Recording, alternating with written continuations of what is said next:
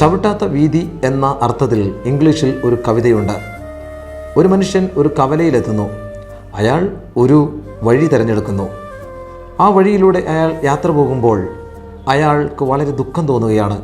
കാരണം അയാൾ തിരഞ്ഞെടുക്കാതെ പോയ വഴികളിൽ എന്തൊക്കെയുണ്ടെന്നോർത്ത് അയാൾക്ക് സങ്കടം താങ്ങാനാവുന്നില്ല.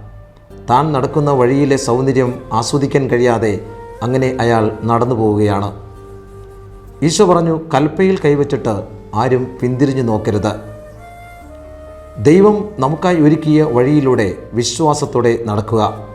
പിന്നിലോട്ട് നോക്കി ദുഃഖിച്ച് ഇന്നത്തെ അനുഗ്രഹങ്ങൾ നമ്മൾ ഒരിക്കലും നഷ്ടപ്പെടുത്തരുത്. വരൂ, നമുക്ക് ക്രൂശിതനോടൊപ്പം യാത്ര പോകാം.